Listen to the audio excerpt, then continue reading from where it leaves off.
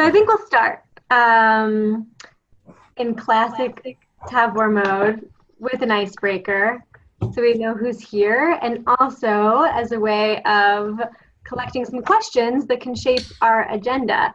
So I think I've met all of you, but just in case, for the parents, my name is Amit. It's my pleasure to be the executive director of Tavor, and this will be my third summer in that role. And I am so thrilled to be, helping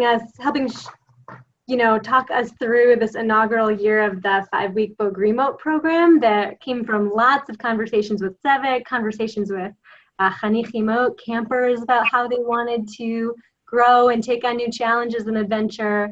So I'm excited for us to step into that together and to make this space available for us to make sure that everybody has all the information that you need. So how about this? We'll go around popcorn style. You'll say your name, and that can be both parents and Chanichimot who are here. The number of years you have had Tavor in your life, something you're excited about for this summer, something you're looking forward to, and a question that you have. I'm not going to answer the question right when you ask it, but I'm going to add it, I'm going to write it down, and then it will help to shape the agenda. And by the time we're done, I'll make sure that all of those questions get answered. I'm going to call on folks. I think that might make it easier. I'm just going to go sort of around. So, Randy, why don't you introduce yourself first, and then we'll go to the next person. Hi guys, I'm Randy, Community Engagement Coordinator. This is actually going to be my second summer. So, wow, I'm new. So I'm the one who sends you all those annoying emails and responses and getting things ready. And I look forward to another really incredible summer. Beautiful, great. All right, the Jansons, you're next on my screen.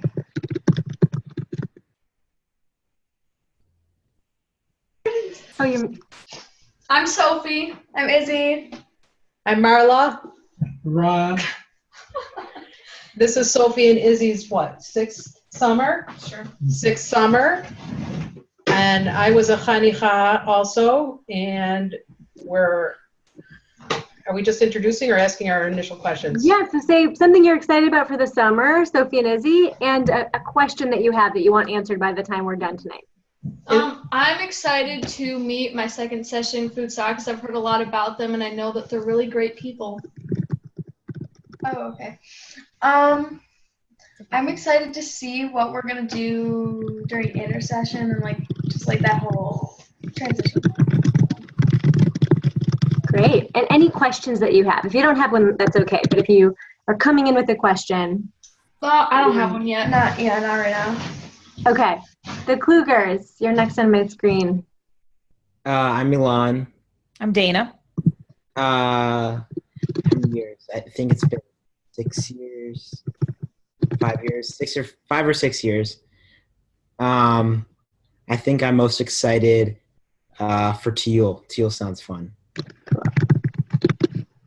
Wonderful. And then a question? No, I don't think we have questions. Oh my gosh. Okay, easy. All right.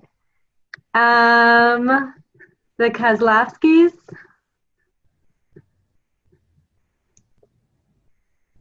Oh, I think you're muted. I'm Dana Rabin. I'm Eve Kozlovsky's mom. She is one of the second session campers, and she's also very eager to meet you guys.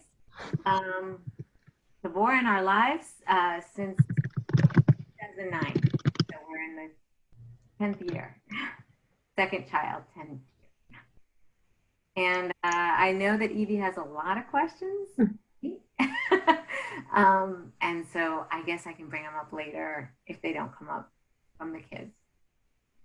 Okay, fair enough. All right, I have to expand my screen here, see who else. All right, the Tasmans. I'm Bonnie. I'm Milo. How many summers?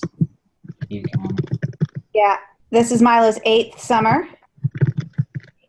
What are you excited about? I don't know. All new stuff. Great. And then questions. Do you have any questions? Nope. And I'm just curious about transportation. Oh, well, we've got that. We got that figured out. We'll share that first. That'll be one of the first things we chat about. Great. All right, the banks. I'm Asher. My parents aren't here because they have 2 other kids they're taking care of. Fair enough. This will be my 6th summer at Tavor, I think. And I'm really excited for, I guess, intercession and to see what we do, and Tiyul. And Asher, do you have any questions? I do not have questions. All right. Okay, the Batkins, you're the next box in my view. Yeah. I'm Jonah. And I'm Deb. This will be my 6th summer. And I'm really excited to meet more second session futsal mates. Great. And Jonah, do you have any questions about the program? Something you want answered tonight? We have I have a logistics question, which is just about laundry, how, I guess I haven't looked at the packing list yet, but trying to sort of imagine 5 weeks of stuff and laundry and all that kind of very boring logistics stuff. But important, and we'll get to it, definitely. I wrote it down. Thank you. I see the Sussmans. Okay, go ahead. I'm Matan. I've been going for 6 years, 5 years. I'm Mira. And yeah, I'm excited for Tiyul and intercession. Those look awesome. Matan, are you excited for bread too? We know you're bread. I'm eating bread right now. You didn't hear that no bread for 5-week Bogrimot, there's no bread? I did hear a rumor, so I'm just Okay, we didn't put that on the Facebook, I guess. Kupa. Amy, I see you right now, but I know I saw Joel and Josh before in a different We're all class. here. We're just in 2 different cities tonight, so Okay. join separately. Why doesn't Joshua go first and then we can? Yeah. Well, my dad already said I'm Joshua. I've been going, is it going to be my 5th or 6th year going? I think you're 5th. Yeah. Yeah, so my 5th year at Tavor. And one thing I'm excited about is for sure to get to know my first session futsal. I've definitely got to meet a few of them at Fall Sem and Spring Sem, but just meeting the rest of them I haven't met yet, getting to know better the ones I've already met, and trying to think of a question. Maybe what we're gonna do during intercession, or I know 5 weeks is a really long time, and I don't know if everyone has been away for that long, if there's a time we're able to see or communicate with our family or something. I don't really know the deal on Visitors Day, but All right, great questions. Thanks, Josh. Amy, do you have some questions? I don't, but I'm Amy, Josh's mom. Cool. And I'm Joel, and as of yesterday, the newest member of the camp committee, so I'm super excited to see each and every one of you. We're really, really excited on the camp committee about the Bogrimot program this summer, especially with the addition of new kind of programming in the Tiyul, which I'm sure Amit will tell you all about. So I probably have fewer questions, but I've got more excitement than maybe everyone else. Thanks. Wonderful. All right, let's see. Everyone's kind of popping around. So I think I see the Handelmans. Hi, I'm Max. I'm Al. And I've been associated with Tavor for 38 years. This will be my 7th summer. I think I'm very excited for Boku, planning that, and also having our whole futsal be together. I don't have any questions right now. Okay. I see Aaron. Aaron Parkins.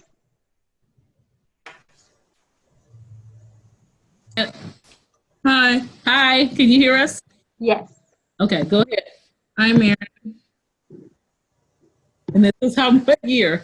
My 3rd year. Third year. Questions? Okay.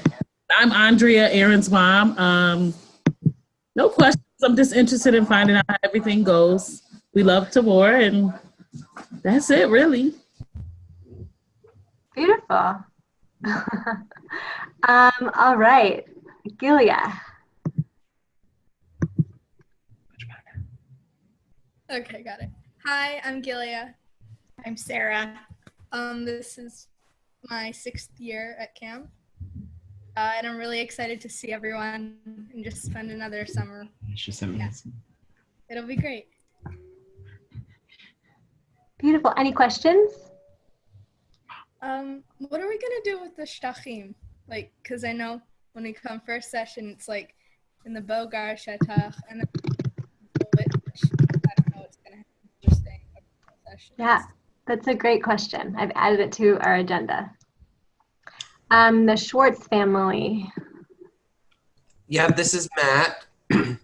I'm Aviella Schwartz's dad. She's at soccer, but I don't know how many years she's been going. 5, 6, and her brothers are both going to be there this summer too. Oh, nice. Amitai and Eitan. They might come through here. And our house flooded, so everything's kind of a mess if you see in the back. Sorry to hear that. Oh, it's okay. It's fine. We're going to get new floors and stuff. Oh, good. It happened on my birthday, so happy birthday to me. Yeah. Well, do you have any questions that you're bringing to the call? No, I'm kind of in listening mode because Ronit is, that's Aviella's mom, is more involved with the day-to-day stuff with camp. So I kind of just wanted to listen in and hear what the plans were. I know Aviella's very excited and she has a long shopping list that she's been trying to slowly take care of. Okay. Let's see, who else is here?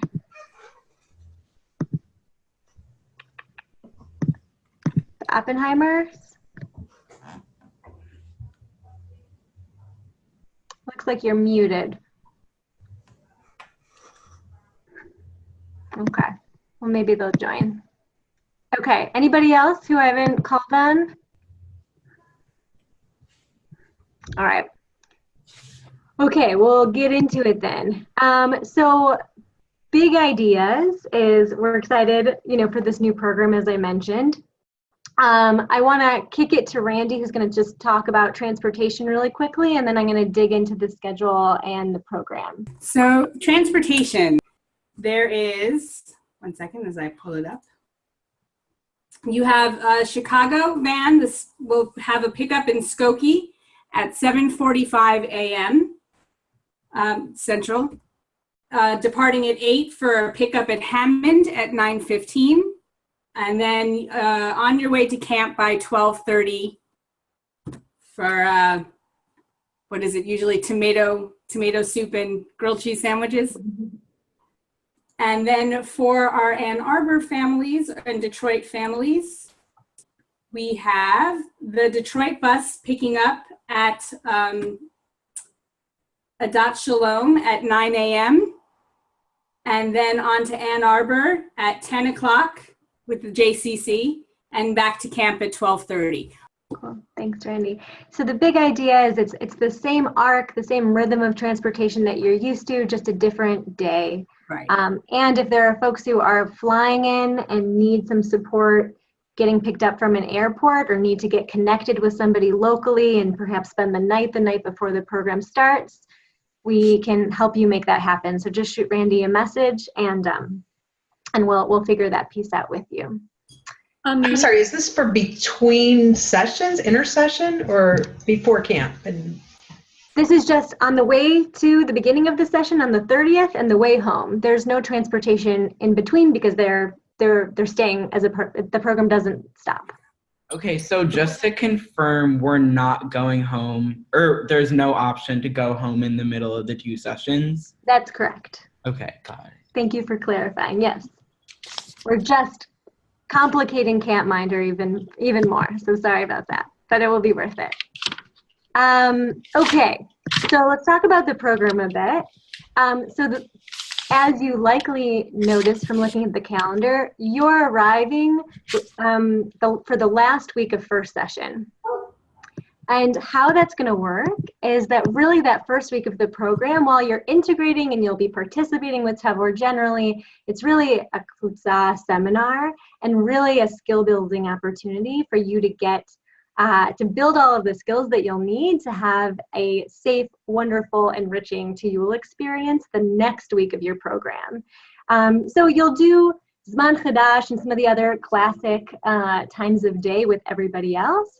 But you'll also be pulled out and be with one another a bit more than you normally would be, doing a variety of different things, including some like campcraft skills, some basic first aid, some leave no trace skills, doing a practice hike to feel good about your gear and your clothing and to work through all of the opportunities and challenges that are sort of inherent in adventure work together, thinking about how are we going to work together as a team when we all walk at different paces?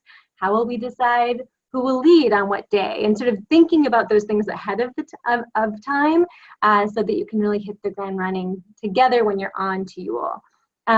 You'll also be, doing a lot of your bonding and communication, skill building and that sort of thing together during that first week. So the first week you're at Tavor. And then the intercession week, most of it is actually the big Tiyul. So that's where you'll be for most of intercession. And I'm going to talk you through the Tiyul a bit in a minute. When you come back from Tiyul, you're going to have one full day at Tavor, 2 nights, with just you, the Madats, and the Tzevet there for intercession. So that's still being planned, but that's the time that you'll have at Tavor during intercession, having the place to yourself prior to the second session campers arriving. Then during second session, it'll really feel familiar to you. It'll feel like how Bogrimot has shown up and the opportunities that Bogrimot has had programmatically and otherwise during a normal session. So really a lot of the big moving pieces that are new are happening in that first 2 weeks. They're sort of front loaded in the program, and then you integrate and take on the Bogrimot role that you are familiar with in the second session of the program, or the last 3.5 weeks of the program. Any questions about that before I talk about Tiyul? Where are we sleeping? Because I know there's a lot of speculation about we're moving Shatox or something. So yes, so when you arrive at Tavor for that first week, you'll be in the Bogar Shatach, and then you'll go on Tiyul, and then when you come back, sort of as a way of stepping into this new role, then you'll move into the Bogrimot Madats Shatach. So you will be in 2 different places, but it works out really well because you're going to be going through all of your stuff, packing for Tiyul, and then we'll move your stuff for you, and you'll set up when you get back from Tiyul. So it'll be a nice kind of transition opportunity. So I'm gonna dig into Tiyul now. Have any of you been to Pictured Rocks National Lakeshore, perhaps with your families or? Okay, great. So it is one of the most beautiful places I've ever been. It's gorgeous.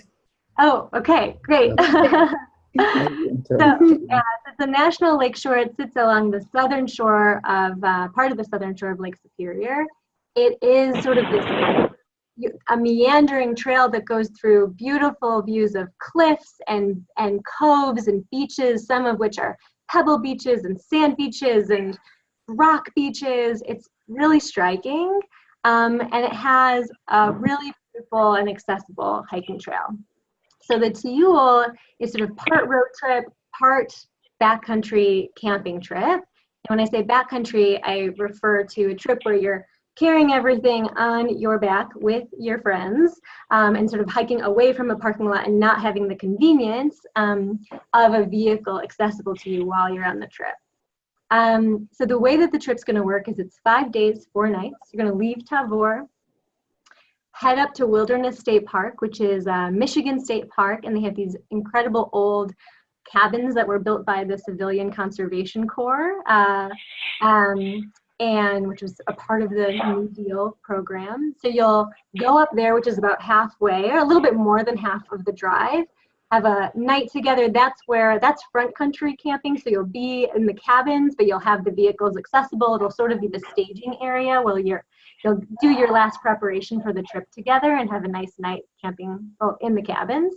And you'll head up to Pictured Rocks the next day, across the Mackinac Bridge into the Upper Peninsula. And then the Tiyul, you'll actually be split into 2 different groups just because of the size of the program. It's beyond how many people can fit in one group campsite. So you split in 2 groups, one that will start at point A, one that will start in point B. You'll actually cross one another and see one another halfway through your trip. And then one of you will end where the other's begun and vice versa. And you'll spend 2 nights camping along the shore of Lake Superior. All of the campsites are along the lake, so you'll have an opportunity to swim in the lake, see the lake. You're going to be hiking along the lake. And prior to the trip, you'll learn all of the skills that you'll need, to have a healthy, safe, wonderful experience. So after you come out of the backcountry, you'll get back into those same vans and come back down to Wilderness State Park, which again will sort of break up the drive, so you're not having to drive too much on one day. You'll spend the night there and then head back to Tavor to have a Shabbat at Tavor during intercession before everybody else comes to camp as a part of second session. So I'll pause because that was a bunch to chew on and answer any questions that might have come up about Tiyul.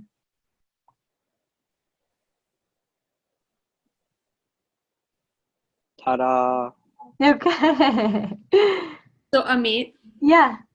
So obviously, weather can have an impact on such a trip. Mm-hmm. And I know that there have been, just on regular Tiyul in the past few years, there have been several times where planned trips kind of ended up having to have drastic replans because of horrible weather and things. So is there a second kind of backup plan, or especially when will be particularly much further away from camp than on sort of a traditional Tiyul?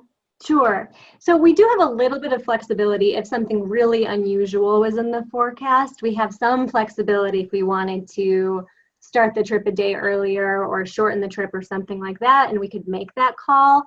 That said, each trip is gonna, in addition to the Tavor Tzevet, we're gonna have folks who are sort of working in a tripper capacity, who have wilderness first aid certifications, have led many wilderness backcountry trips with high school students, and really know how to make the right calls around when you can safely camp in weather that's not ideal and when you can't.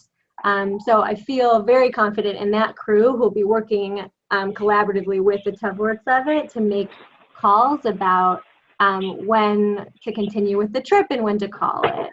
But I think definitely short of something really unusual, the idea would be that everybody has the skills to camp safely, even in weather that's not ideal, and that's going to be part of the adventure, to the extent, of course, that it can happen safely. So anyway, each trip will have somebody with a wilderness first aid or first responder certification, and we'll go through a lot of those different scenarios with the chanichim, with the campers, so that they're a part of feeling prepared for weather that's not ideal, and finding the joy and the challenge in it when that becomes a part of a trip. Mm-hmm. All in all, how long is the trip? 5 days, 4 nights. You'll leave Tavor on the morning of the first day, and you'll return, I would say, mid-afternoon, early evening on the 5th day. What kind of communication should we expect as they're on this Tiyul throughout? That is an excellent question.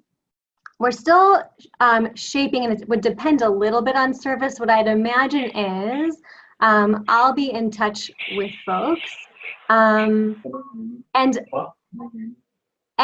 we would do, as far as photos, is sort of a big dump storytelling at the end, and that in general, that you would just assume the trip is happening as the trip is happening, and then we would tell the story of it when they return home. And that certainly you would hear from me if there were any incidents or anything that you would need to know about, but that otherwise you should assume that the trip is happening in a safe, wonderful way that's full of the challenge that Tiyul, is inherent in Tiyul. But there wouldn't be day-to-day updates to parents during the trip. Amit, you kind of touched on this when you're talking about the prep, but what kind of I guess what kind of like training and so forth, like campsite safety and so forth, are the kids going to get before they hit the trail, as it were? Yeah, absolutely. So like I said, so each trip will have somebody who's trained, if not multiple people trained in wilderness first aid and wilderness first responder certification, and who have led wilderness trips for campers. So they will sort of be the backbone of sort of managing, facilitating the arc of the day and walking people through what it means to set up camp safely, where to set up your tent, how to cook in a way that is environmentally sustainable, how to wash in a way that's environmentally sustainable. All of those things will sort of be lessons in themselves, but we're going to be going over those things in that first week when we're all together at Tavor. So we'll do a crash course in Leave No Trace. Folks will learn about how to brush their teeth in a way that does as little damage as possible to the environment, cook with the backcountry stove, and sort of set up camp in a way that's efficient and thoughtful, how to pack their packs in a way that's efficient and thoughtful. All of that will front load, and then you'll have folks along the way, of course, who are able to help people as they have questions. So packing list, I wanted to make myself available to go over any questions that people had about it, because I think one of the keys when you're hiking and when you're removed from a vehicle is being prepared and having the gear and the clothing that's going to ensure that you can safely and enjoyably be outside in a variety of different weather experiences. So I have put a pretty comprehensive list together. Perhaps, hopefully you saw it, but if not, we can certainly send it to you again. And I just wanted to be available for any questions that you have rather than go through the list. I'm hoping you have it and we can talk through any questions. When my daughter tells me that her Blundstones are hiking shoes, I believe her. No. And I don't have them, so I can't speak from experience, and I know that people wear them all the time and wear them for many, many hours. My sense of them is that they might be too warm to comfortably walk in for many hours a day, and I would be worried about blisters. What I would think is better is actually just a breathable, rugged hiking shoe, or even like a trail running type shoe. It does not have to be a leather boot, a Gore-Tex boot, anything like that. But you just want a really solid hiking shoe that has a good tread on the bottom, that's going to breathe a little bit, that you've already worn in, so that you're not wearing it for the first time when we're on this trip. Or the days are not enormously long. It's a good sort of intro trip for folks to have, but I want to make sure that your feet are comfortable. And I don't think the Blundstone is going to be the right call, based on my experience. Should the shoes be waterproof in case there's any rain, or what should we bring for rain gear? Great question. So your shoes don't have to be waterproof. What I recommend is 2 pairs of shoes, the shoes that you're going to be walking in, which might get a little bit wet, and that's okay. You're going to bring extra pairs of socks so that it's going to be okay if they get wet. And then a lightweight old gym shoe or Croc or Teva or Chaco, something that you're going to change into at the campsite, so that even if your shoes get a little wet during the day, you can change out of them, put something dry on, put some nice socks on, and then it's okay. They're just going to sit there. They'll be wet. It's only a 3-day trip. You'll put them back on in the morning, but you're going to have nice sort of wool, smart wool, or some other kind of sock that's going to be an okay sock for your foot to be wet with. So it's important to have 2 pairs of shoes, one that you're going to be walking in during the day, which I have down here, something with a strong tread, something breathable, comfortable with a little bit of ankle support, and then something you can change into when we get to the campsite that's just going to be a comfy shoe that you feel comfortable going in the water in, or being on the beach, using when you're on the beach and the campsite and that sort of thing.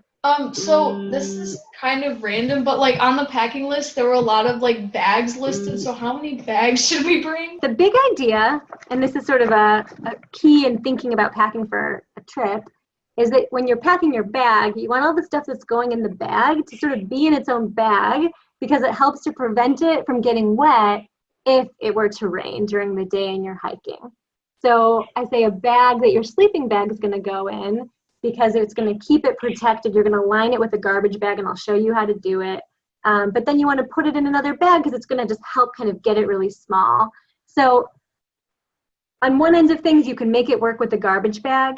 On the other, if you have a stuff sack, if your sleeping bag came with a stuff sack, some sort of water-resistant light material, you should bring that because it's helpful, it's tear-resistant, it's another layer that's going to protect from moisture, but you don't have to go out and buy stuff sacks. If it came with your bag, you should bring it, but that's not something you should spend money on. We can make it work with some industrial strength trash bags.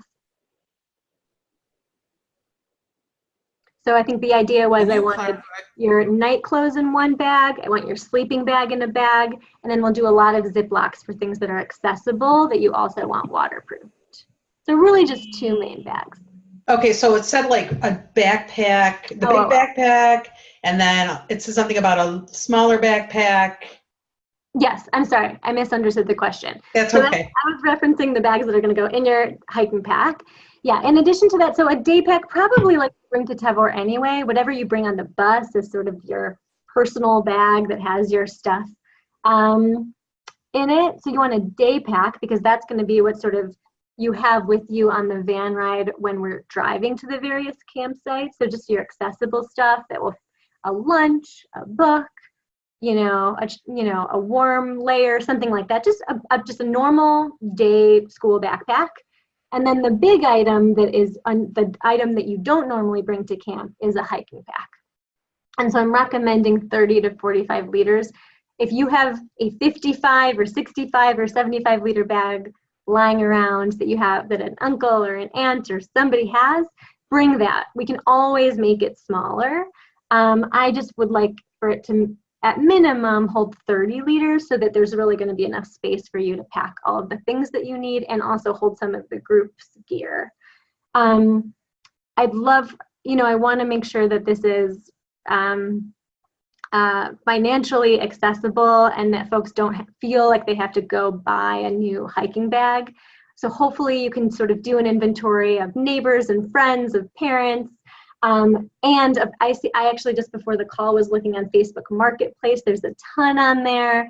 So, and if you feel like you love backpacking, you're going to have a lifetime of backpacking ahead of you, then it could be a good time to get a backpack. But if this is a first experience, I'd encourage some thriftiness so you can find out and then, down the line, get something that's going to be something that you want to invest in. I mean, I've had mine for a decade or something, so that's it. Ami, can you talk about sleeping pads? I feel like a year ago or 2 years ago, based on packing lists before, we actually went and bought sleeping pads, and then they were so bulky and difficult to figure out what to do with that we actually returned them and sent the kids to camp without them, and it didn't seem to be an issue, at least for the short Tiyul. Okay. I'm kind of baffled about the sleeping pad issue, and if you could talk about that some, that would Sure, I'm happy to. So I think for a backpacking trip, I think the pad is pretty critical, and you can get very cheap pads at a variety of sort of sporting good places. The importance is both comfort, because it's a layer that, between your body and potentially some roots or slightly uneven ground or something like that. But more important than that is it's an insulating layer from the cold of the ground or the wetness of the ground. So it's really a critical component to keep you dry and warm if the weather isn't beautiful. And even if it's beautiful, the ground still can get cold. We're going up north. It's not Southwest Michigan, it's the Upper Peninsula. And so I would get just a foam pad that you can roll up. You're gonna have a hiking pack, so you can easily just strap it on. It's not gonna get stuffed into a bag, so it can be bulkier. And I think I say here that actually the cheaper foam pads, I think are better than the inflatable. If you have an inflatable, that's fine and they're very nice, but they're just less durable. So I think foam or inflatable is fine, but if you're buying something, the foam is just fine. And if you are looking at stuff and you want to just send me an email with what you're thinking of getting, I'm happy to take a look at it. But I do think it's really, and it's also if you're like sitting around the campfire at night or you're eating dinner, it's nice to just have a thing that you can pull out and it's another like comfy thing to sit on when for a couple days, like all you have are, you know, logs, logs in the ground. So I think it's a really good and important item. Somebody did ask about rain. I'm sorry, Gilia, you did.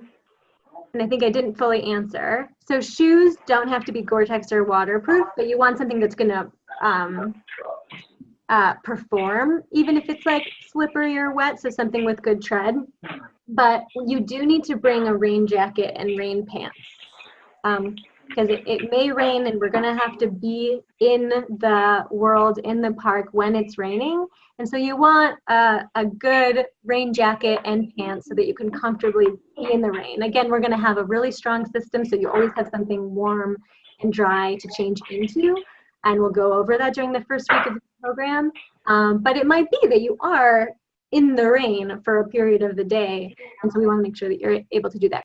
I have 2 questions. Yeah. First, where is this packing list? Is it on the website or? I don't believe it's on the website. It should be in Camp in Touch in your dashboard. Randy, can you speak to exactly where it is? And Randy also sent an email that contains the list as well. Okay. Yes. I did send the list. The packing list has not yet been added to Camp Minder, but I certainly can do that. Again, just have to find a way to put it in that doesn't confuse with the other list, but that's no problem at all. And I'm happy to send it out again. I thought I would also, I'll send it out again along with what travel information we currently have. Perfect. That would be good. I just found out these emails have been going to my junk folder. Oh, I'm sorry. That's okay. And also, what is this? Where did you? Okay, we don't have any camping gear. What is this marketplace you're talking about? Oh, so and I can send an email about this, but Facebook, not that it now has a mechanism that's like a Craigslist type mechanism that's way more user friendly, and it just is a wealth of used goods within a, you can say, I am looking for this within 10 miles of my house. So it's Craigslist, so it's buying, from other folks' used gear. And I'm happy to get on the phone with you and sort of talk you through it. There's probably other folks on the call who've used it, or maybe I'm just using it a lot because of baby gear right now, but there's a lot of stuff on it. There are a number of sites that actually specialize in camping gear and outdoor gear precisely for this purpose, because people are kind of constantly going. Joel, if you wouldn't mind, if you have those top of mind and you want to email them to me, Sure. I will send them out to the group. You can also rent from REI and University of Michigan. I don't know if other universities do this, but U of M has a lending library as well. Wonderful. And we have, because I've been looking for donations over the last few years, I have amassed a small cache of hiking packs. So I want folks to definitely see what you can do locally. And if you're really coming up short, let me know, and we'll make sure that you have what you need. Can I say something real quick, just as Sure. a recommendation? Absolutely. Because the boys do scouts, and I've gotten much more familiar with camping than I ever thought I would. And we rented stuff from REI in the past, and it doesn't end up really being very cost effective. So as a recommendation, if you do want to get like temporary use of something, I would find an alternative, because like we rented a tent from them, and we could have, I think we rented it for like $60 and we could have bought one for $120 somewhere else. Like just wasn't worth it. That's just personal recommendation. Yeah, thanks for sharing. Yep. So yeah, I'm going to call out another theme in here. You'll probably see it, but that I say several times not to bring cotton. You can bring cotton for the rest of camp, but for this trip in particular, I'm going to ask that you not bring cotton.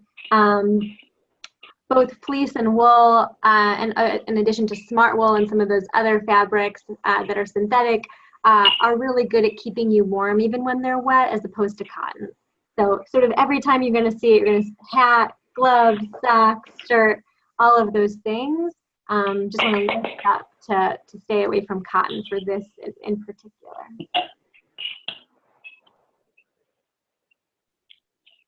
Any other questions about the list? Okay, wonderful. Let me take a look at my, so that is the agenda. I wanted to make sure that we went deep into Tiyul, deep on the packing list, gave everyone a sense of what the trip was. So just want to take another couple minutes if there are any questions that I did not answer, and I'm going to go up and see. Oh, laundry, didn't answer laundry. Laundry is happening twice. So the classic packing list that you're used to plus the Tiyul packing list will be sufficient. Because whereas you had one laundry, usually for a 3 or 4 week session, we're going to have laundry opportunities twice, and once right after Tiyul. So hopefully that's helpful, and I'm happy to go more in depth if you'd like. Once is after Tiyul, and once is when the rest of the second session Chanichimot are doing laundry, so sort of right in the middle.